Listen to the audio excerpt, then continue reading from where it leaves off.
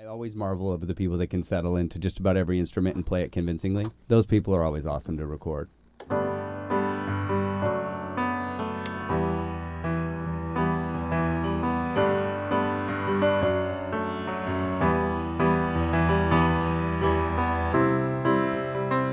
have been working here at Studio West for 8 years. I am a piano player. I've been playing the piano for roughly 30 years. Father of 2, married. And I'm a tracking engineer, recording engineer, and producer, songwriter as well. So those are sort of the things I do in this world. But what set him apart, even from the beginning, is just his, force of personality, his attitude. It's the energy that he brings to everything that he does. Top notch. He does an amazing job of making everybody feel really comfortable and capturing the magic in the room. To explain the things that I don't understand. When Peter offered me this job, I cut my income in half. I had no idea what to expect. Peter sends me an email, which he got from my friend, and he says, "Hey, would you be interested in going to lunch?" I was introduced to him because I think we were looking for somebody to fulfill a role of in admissions, which is something that I'd really always done myself. He came in and kind of, stepped right into the role of admissions. He was learning so much because he was very green coming into this. He was just a keyboard player.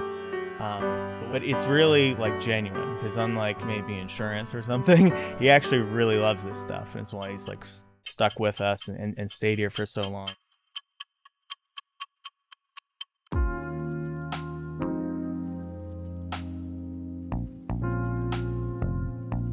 I always wanted to be a drummer, which my grandmother was my piano teacher, and I really enjoyed it at a very young age. I really love playing the piano, and so I actually started writing music very young, 8 years old. I was writing melodies, so it came very naturally to me to sort of write melody. I was always listening intently to things, so I think that right around 17 years old or so, I started deciding, I should try to start doing my own thing.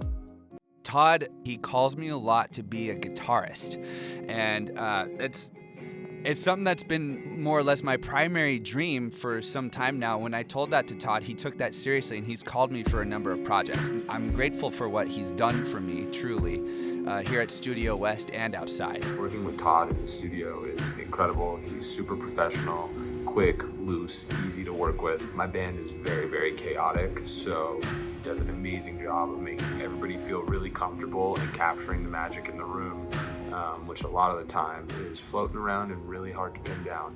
Todd is amazing engineer, producer, songwriter extraordinaire. We've had wonderful experiences writing songs, recording songs, editing songs, producing songs, all of the above. But I love and adore people, and it's genuine. It really is. I really care about people. But when I work with artists, I also like to educate them.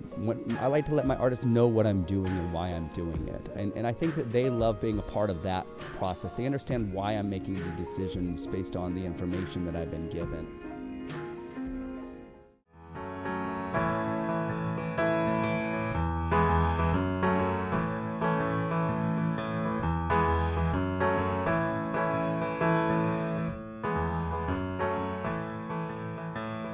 Todd would probably even agree with this, that from a technical, he's not necessarily the best, especially not at the beginning. He was learning so much because he was very green coming into this. He was just a keyboard player.